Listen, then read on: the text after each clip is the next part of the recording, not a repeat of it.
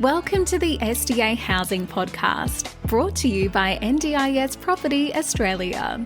Before starting this episode, we need to provide a general disclaimer. Information contained in this podcast is general in nature only. It does not take into account the objectives, financial situation, or needs of any particular person. You need to consider your financial situation and needs before making any decisions based on the information in this podcast. And you should consider seeking independent and professional advice for your personal circumstances. All right, let's begin. Hello, everybody. My name is Danica, and I'm your co-host today with Matthew from the office at Ndis Property Australia. And you're listening to the SDA Housing Podcast, a show that explains, highlights, guides, and brings awareness about all things SDA in this ever-changing NDIS world. Matt, how you going? Very good, very good. Happy to be here. So, what's the agenda today, Matt? So this is part 2 of a 2-part series on myths associated with SDA housing.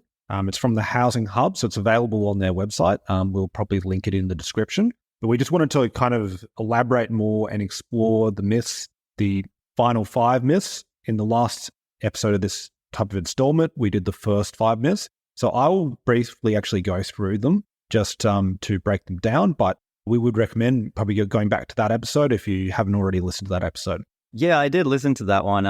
It was a few months back, wasn't it? It was a few months back. This year, yeah. Yep. I've been anticipating this for a while now, so let's get into it. Hey, let's get into it. Yeah, so myth 1, so this is from the previous podcast, was SDA is only for people with physical disabilities. So that one's obviously not true because you could have a variety of disabilities that might not necessarily be physical, but might warrant you to receive funding to move into an SDA property. Plus, they have all those different categories of SDA housing and disability types that they fall under, and only a couple of those are specifically physical. So exactly. Yep. So the second one was a person with SDA cannot live with a person who does not have SDA. And the actual fact is that people can live with, as long as it's not a person who would represent serious harm or any sort of disruption to that person's life, they can live with whoever they want to in that house. So it's SDA does not restrict people to only being people who have SDA funding are allowed to live in this SDA house. I mean, that absolutely makes sense because otherwise, how would you live with family? Family, friends, girlfriend, boyfriend, partner. Yes, exactly. Third one was you must have SIL funding to live in an SDA. So we know that this isn't true. So SIL is separate from SDA.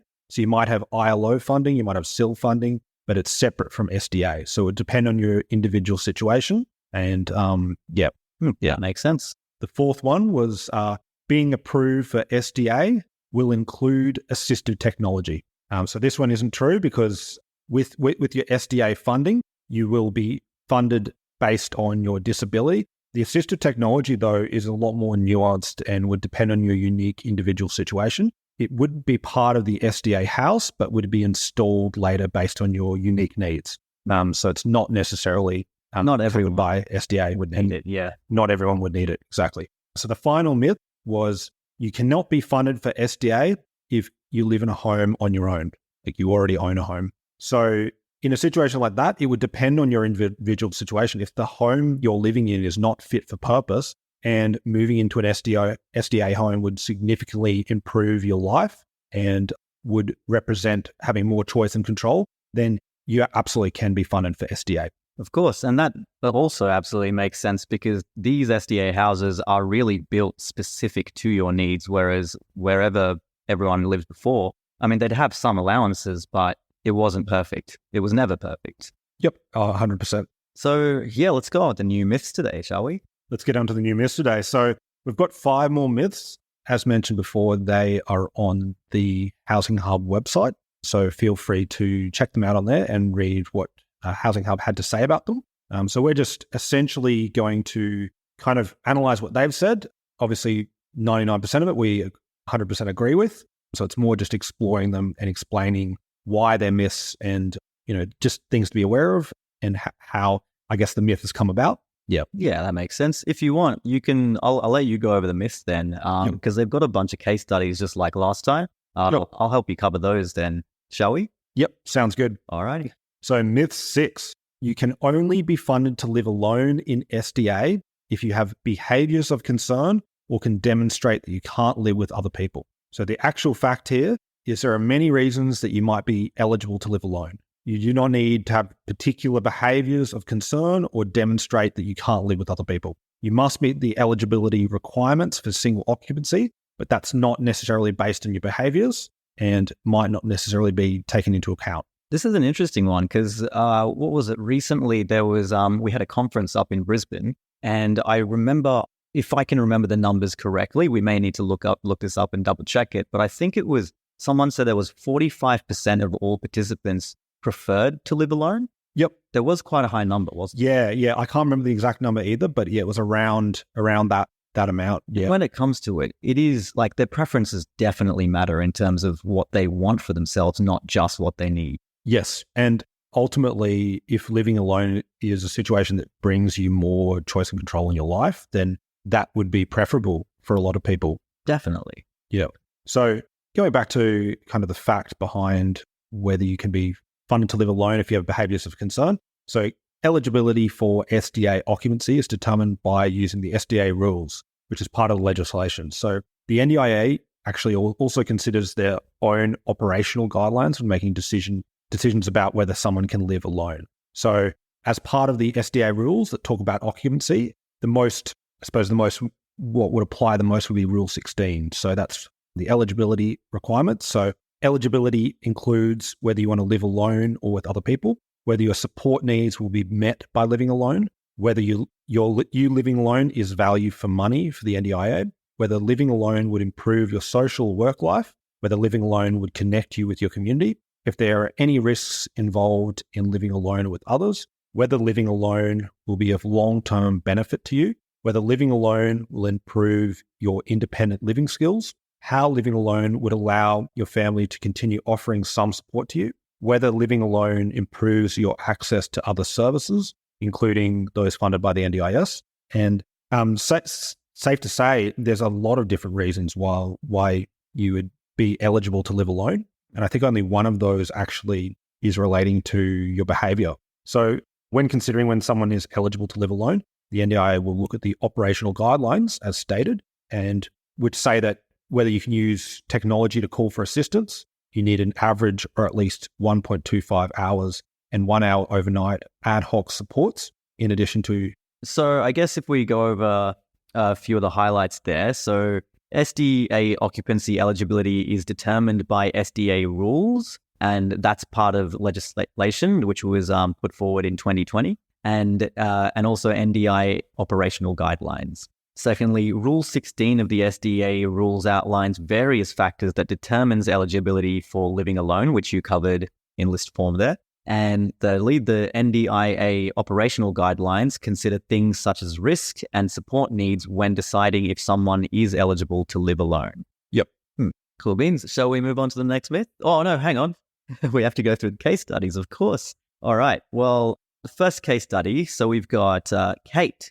Kate is 50 years old and has lived in her family home for 20 years with her husband, Curran. Kate has a diagnosis of multiple sclerosis. She uses a power wheelchair to mobilize and transfers in and out of her wheelchair with the support of a ceiling hoist and another person. Over the years, as Kate's MS has progressed and she's been unable to access the kitchen and shower in her home for the last year, Kate wants to live alone so that her husband, children, and friends can visit as often and for as long as they like. Kate is likely to meet the eligibility requirements for single occupancy, as the support model for a single occupancy apartment would meet Kate's support needs. And she is looking forward to being able to cook some meals for herself in an accessible kitchen. She is able to use an alert system and can usually wait for ad hoc support. Kate also meets the eligibility requirements for single occupancy, as living alone would increase her social participation and facilitate her established connections with her friends and family. Awesome. Yep. So that perfectly explains it. Yeah. Yep. And case study 2. So Jim is 65 years old and has lived alone in a privately rented home for the last 8 years. Jim experienced a stroke in the past year and has been in hospital since then. Jim is unable to mobilize himself and someone must propel his manual wheelchair. Jim transfers in and out of his wheelchair with the support of another person and is medically ready for discharge, but is unable to return to his previous home as it is not wheelchair accessible and his tenancy agreement has ended. Jim requires one-on-one support at all times, and his neurologist has advised that his independent living skills will not improve. The impacts of Jim's stroke means that he cannot communicate and is unable to tell anyone where he wants to live. His son, Raphael, is his legal decision maker and wants Jim to live alone in an apartment. Jim is not likely to meet the eligibility requirements for single occupancy as he is unable to tell the NDIA whether he wants to live alone. He cannot use technology to call for assistance, and he does not have ad hoc support needs. So that was more of a nuanced situation, I suppose. Definitely. Where he wouldn't be able to necessarily communicate that he did want to live alone. Yeah. And in which case, I guess he can't really, because he does need that support anyway. Yes. Yep. And that does make sense. So going down to myth 7. So the tenant is responsible for all property damage in the SDA. So the actual fact is you may be responsible for property damage in the SDA, depending on what/who causes the damage. So exploring the facts. So tenancy rights within the SDA are outlined in the applicable state residential tenancy legislation. So in order to find out that tenancy legislation, you'd have to check your State Residential Tenancies Act for more information on the rights. Yeah, it is different depending on where you live, basically. So that one's actually a very short one. And it's, as we've often said to people who've asked about insurance and damage on the property, it's very just dependent on the situation, essentially.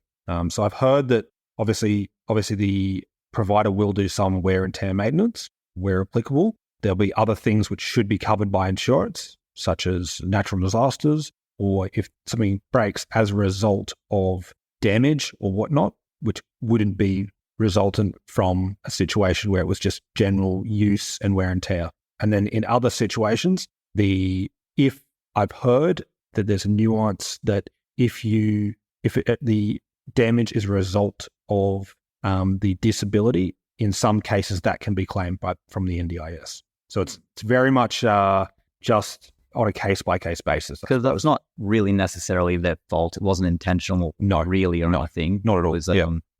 So I guess the key takeaways from this, tenancy rights for SDA are determined by state residential tenancy legislation in each Australian state or territory. So they are, it is determined by state. So you do need to find the legislation appropriate to where you live, basically. Secondly, in Victoria, tenants are responsible for damage caused by specific actions, such as creating a safety hazard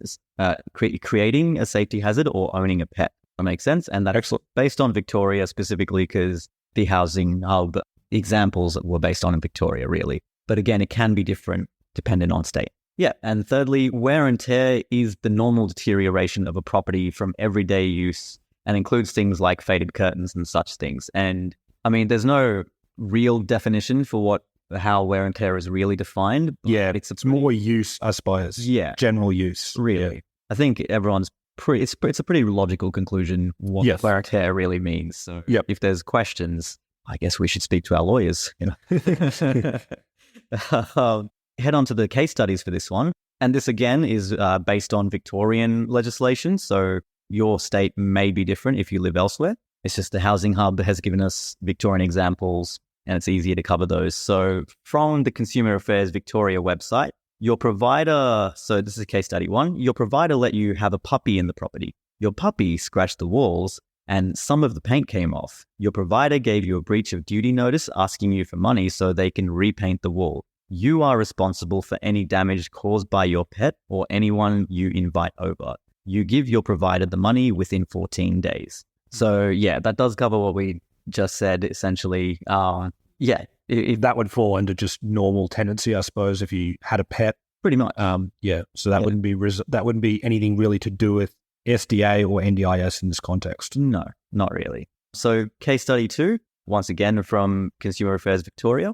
Your provider gave you a breach of duty notice because your wheelchair damaged the carpet in the living room. The notice asks you to replace the living room carpet. You do not have to replace it because the damage was caused by equipment you need to help with your disability. There we go. Yep. And yeah, once again, very straightforward. It's a disability need. They can't exactly expect you to not use your wheelchair if it's going to cause damage. That would be absurd. But yeah, so in that sense, it isn't, you are not liable for it. Yep. Okay. Awesome. Yeah. So myth 8, SDA is for people that need 24/7 one-on-one support. So the actual fact is being eligible for SDA is not only about the amount of support you need. So yeah, absolutely. I mean, there's plenty of participants who do need that 24/7 one-on-one support, but not everyone. If you think about the improved livability category, for instance, they don't need anywhere near as much support as high physical support, and it would depend on the individual situation as well. Yeah. And for someone to say amount of support as well is what sort of support, would depend on the exact sort of support. So just exploring the fact here, the Housing Hub has said there's legislation that the NDIA must use to determine who is eligible for SDA funding. Legislation uses words like extreme functional impairment and very high support needs in relation to eligibility. So very high support needs is not necessarily the same as needing 24/7 one-on-one support, which is exactly what we just said.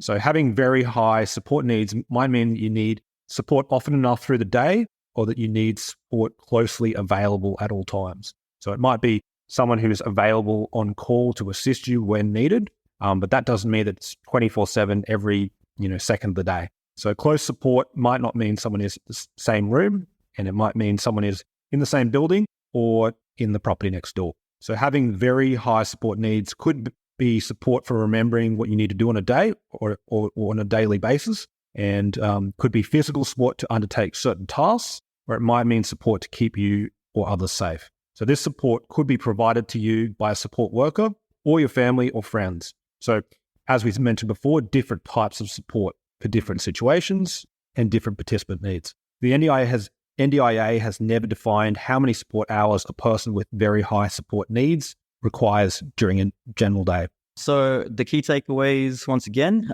so the NDIA uses legislation to determine SDA funding eligibility based on extreme functional impairment and very high support needs. So it's not 24/7 needs, it's just very high support needs. Yep. So, and secondly, very high support. Oh yeah, that is, it does. Very high support needs doesn't necessarily mean 24/7 support, but may require support throughout the day. Yep. I've actually noticed in certain places the way the field workers work, and they have, sometimes they have like their individual carer who basically looks after them the whole time, but often they do shift work. Yep. So they have multiple carers looking after their needs throughout the day if they do need that 24/7 support. Yeah. Well, so yeah, it's an interesting tidbit. So yeah, thirdly, various types of support may be needed for those with very high support needs. The NDIA has not specified a number of support hours required per day. So it's not a requirement, but it's just based on your needs, really. Yes. Yeah. Yeah. Cool. So case studies. So case study 1, based on this. So Jack has 5 hours of planned support needs per day. For Jack, this means that at 8 a.m. to 10 a.m. every morning, he is supported with his morning routine. He is also supported at 5 p.m. to 8 p.m. every day with his evening routine. Jack also has unpredictable support needs and needs someone close by at all times so that he can call for assistance when he needs it. Jack's unpredictable support needs are for things like exiting the building, using the toilet, taking off, or putting on clothes. On average, Jack calls for assistance 5 times per day. Although Jack has low planned support needs, 5 hours per day that was, his unpredictable support needs means that he needs support closely available to him 24/7. Due to this, it is likely that Jack will be deemed to have very high support needs. Yep. Yeah, absolutely. Guess that'll essentially put him in a higher category. Yes. Basically. Yep. Case study 2. Well, there's 3 case studies for this one. That'll be fun. Case study 2. Murray lives in a supported residential service, SRS, house and is provided with support for his personal care and domestic tasks. There is someone always in the house for Murray to call if he needs assistance. Murray goes into the community a couple times a week to do some shopping and catch up with his friends. He does this independently. even though Murray doesn't require 24/7 support, given that Murray requires support in his home for the majority of the day, it is likely that Murray will be deemed to have very high support needs. So I guess he's capable of, doing a lot of things on his own, like shopping and such, but he does need that still does have support network and needs to have that available should he need it. Yeah, that sounds about right. And case study 3. So Daniel is independent in most aspects of his life. He has a support worker assist him for 2 hours, 3 times per week for shopping and assistance to appointments. This level of support is meeting Daniel's needs. It is unlikely that Daniel will be deemed to have very high support needs. Yeah, he seems pretty capable by the sounds of it. So 2 hours or 3 hours. So, and just with shopping and appointments and things. Yeah. So in situations like that, obviously, the most part, he wouldn't require that support level, and certainly not 24/7 level of support. Yeah, definitely not. Cool. I guess let's move on to the next myth, eh? Yep. So myth 9, I will have to wait a long time for my SDA determination. So this is an interesting one. You might not have to wait as long as you could, but probably maybe longer than you'd want. I don't know. Depends on the situation. Yeah, it is definitely something to look at because there's a lot of wait times in everything SDA related, I've found. I mean, the wait times are getting shorter and shorter. Yes, they are. Which is great. Yep. But yeah, since the beginning, a lot of people, investors, participants, everyone involved has been a bit worried about the wait times. So let's go over this. The actual fact here is receiving your initial SDA determination should take no longer than 49 days. As Danica mentioned, we've seen that number of days decrease over the last several years as the NDIS has been more efficient at processing people. So if you disagree with your initial SDA determination, you could ask for a review. So that's where the, I suppose, longer period comes in, is that review process. So the review process can take up to several months. So if you disagree with the review decision, you can go to the AAT, and that might take an additional 5 to 6 months. So initial SDA determinations can be fairly quick, but the review process and I suppose opting for disagreeing with the review can extend that process. Yeah, so that's where the long wait times really come from. Yep. So the Housing Hub just writes, when you submit your evidence for SDA, it will most likely be with a request for an S48 plan reassessment. So the NDIA has guidelines and timelines that it needs to stick to, which are made public in the Participant Service Guarantee. For an S48, the NDIA has said that it will decide whether to do a plan reassessment if you ask us to within 21 days, and then do a plan reassessment that we have agreed to within 28 days. So that's 21 plus 28 for 49 days. So if you disagree with the NDIA's decision about your SDA funding, you can ask for an internal review of the decision, which is called an S100 review. So you have 90 days from when your new plan is approved to ask for this. Once received, the NDIA has said that it will review our decisions if we need to within 60 days. So if you continue to disagree with the NDIA's decision about your SDA after the S100 outcome has been provided to you, you can ask for an external review of the decision. So this is currently done by the Administrative Appeals Tribunal, or the AAT. You have 28 days to lodge this external review request. And according to the AAT annual report of 2020 to 2021, the median time that someone is actively in AAT process is 23 weeks, which is, I suppose, around half a year. And 85% of matters at the AAT are finalized within 12 months. That's the median time. Yep. So essentially, potentially half the time. Potentially half the time, potentially double the time. Yep. Yeah.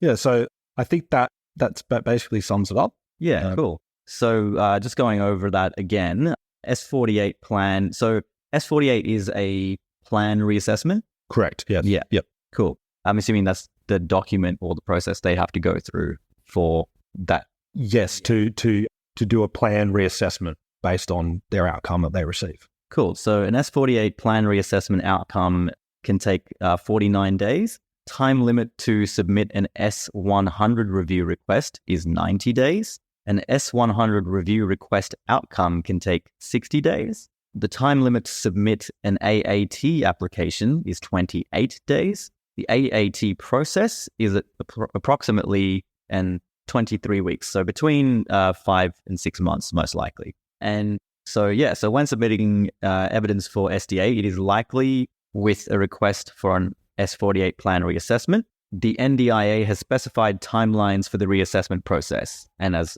we mentioned, 21 days to decide and 28 days to complete the reassessment. And thirdly, if you disagree with the decision, you can ask for an internal review within 90 days or an external review by the AAT within 28 days. So let's go over some case studies for this one. Hey, Excellent. all right. So number 1, Ted submitted his SDA evidence with an S48 plan reassessment request in early July 2022. Within 3 weeks, 21 days, he was told that his request had been approved. This means that the NDIA had agreed to proceed with the S48. Shortly after, Ted had a meeting with his planner, who said that his evidence would be sent to the home and living panel. Ted's SDA outcome was provided within 4 weeks, 28 days, of the original approval letter. Once approved, Ted's SDA outcome was added to his NDIS plan within 7 days. Ted was satisfied with his SDA outcome. The total time from submission to having SDA in his plan was 56 days, 8 weeks. That's a pretty Nice example, really. So he's had a good time. Yep. Basically. Yes. Ted's doing well. So case study 2, similar to Ted, Lily's initial SDA outcome was added to her plan 56 days, 8 weeks after she submitted her evidence with an S48 reassessment request. However, Lily was not satisfied with her SDA outcome. Lily knew that she had 90 days to submit an S100 review request. She submitted it within the time frame in 84 days, 12 weeks. The NDIA provided her with an outcome within their time frame in 56 days, 8 weeks. Once approved, Lily's updated SDA outcome was added to her NDIS plan within 7 days. Lily was satisfied with her updated SDA outcome. The total time from submission to having the appropriate SDA in her plan was 203 days, 6 months and 3 weeks. And that's about that median time frame. Yeah, basically. Yeah, no, straight up, it is. So, case study 3, similar to Lily, Barney's total. But these are How I Met Your Mother characters. That's beautiful. Yeah, they actually are. they were aware. We're aware now too. Yeah, I love it. So similar to Lily, Barney's total time from initial submitting his SDA evidence to having his NDIS plan approved after his S100 review was 203 days, 6 months and 3 weeks, just like Lily. However, the outcome of Barney's S100 review request was unchanged from his initial SDA outcome. Barney decided to submit an application to the AAT. He knew that the time frame for this was 28 days and submitted 21 days, 3 weeks after his new plan was approved. Barney's case was standard for the AAT, and it took 23 weeks, between 5 and 6 months, for them to make a decision. The AAT decided that Barney's evidence was sound and that his plan should be updated to reflect his new SDA outcome. The NDIA then approved the new plan in 7 days. From initial submission to the end of the AAT process, including his new plan being approved, the total time for Barney to receive appropriate SDA was 392 days, 1 year and 27 days. That's a while. that's a hot minute. But I mean, when it comes to the legals and having to speak to the AAT, Yes, that definitely. And that's the longest process. Absolutely. The longest part of the process. Yep. Yeah. All right. Awesome. Yeah. So I think we've got one more myth left. We've got one more myth left. So the final myth is I cannot have a pet when I live in an SDA apartment. Oh, that'd be a shame. That would be a shame. Yeah. So we kind of actually alluded to this in one of the earlier myths where there was a case study about someone who had a pet. The fact actually here is you might be allowed to have a pet if you live in an SDA apartment. However, it is not a given. Having a pet is subject to approval from your SDA provider and the strata committee of your apartment building. So big maybe, really. Big maybe. Yeah. I mean, I guess it's the same as renting any property, really, because... Yeah. So it would come down to, and just exploring the fact here, it comes down to tenancy rights within the SDA, which includes whether you have the right to have pets, which is outlined in the applicable state residential tenancy legislation. So that's that can be checked through your state's Residential Tenancy Act. But then obviously, that would be dependent on what the owners wanted for the SDA. Yeah, whether you had the right to have pets. and then the associated legislation, I suppose. Yeah, depending on your state and territory, of course, just like earlier. Yep, 100%. So additionally, many SDA housing providers that offer apartments will have their stance on pets on their website. So for example, Ability SDA says that the landlord allows pets within reason and is subject to approval. So case-by-case basis, I suppose. And Enliven Housing Housing says that Enliven welcomes pets. However, this is subject to the Strata Committee's rules and approval. Each Enliven apartment complex will have their own bylaws governing pets. You will need Enliven Housing and Strata Committee approval prior to having a pet in your apartment. Companion pets fall under the companion pet legislation in your state. So Summer Housing says that Summer Housing will accept pet applications. Pets must comply with the body corporate bylaws and be approved by the body corporate. Okay. And so key points, I guess. Tenancy rights within SDA including pet ownership, I say, are governed by state residential tenancy legislation, which varies by state. So do look up your local legislation and make sure that you are being compliant in that regard. To know about your tenancy rights, you should check your state's Residential Tenancies Act. Cool. I did just say that. Never mind. And many SDA housing providers have their own policies on pet ownership, and you should check with them for their rules and requirements. So really, it does kind of function the same way as any residential rental essentially goes. So yeah, so there's no real difference there in terms of SDA housing.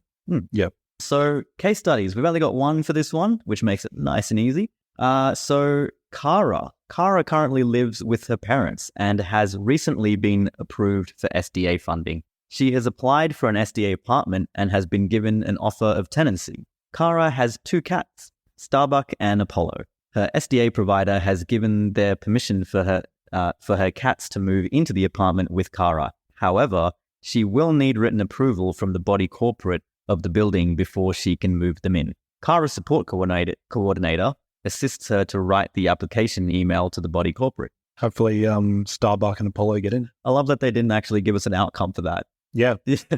Good luck, Cara. Good luck, Starbuck and Apollo. Cara got the pets in there. I mean, it'd be a real shame. And quite frankly, when it comes down to it, Cara will definitely want to find a different SDA house because it's not like you're going to give away your family members. Ultimately, yeah. Yep. Makes sense. I think that's all we have for today in terms of myths and case studies. And I think that's all Housing Hub gave us for now. Yes. Sure, they may come up with more later. Yeah, it might be a third installment maybe. Absolutely. Looking forward to it because these are kind of fun. So. Yeah, so it's been super interesting. We just want to thank them again for providing this information about these myths. And I would recommend if you guys want to read more about this or read over this, go to their website and you'll be able to see the myths yourself. Yep. And they do have links to the appropriate legislation by state there as well in their pages. Absolutely. So it's a good way to really get through all the information that you're looking for. Yep. Cool. Awesome. I think that's all we have time for today. So thanks for listening today, guys. We'll join you probably next week with the next episode. Or later this week. And looking forward to joining you on the next episode. Thanks, guys. Sounds good. Take care of yourselves, and we'll see you next time. We hope you enjoyed this episode. Please make sure you are subscribed and following us so you can keep in the loop with all of our upcoming episodes. We would really appreciate it if you could leave us a 5-star rating, a written review, and to share this podcast with those that could benefit. Until next time, catch you on the next episode.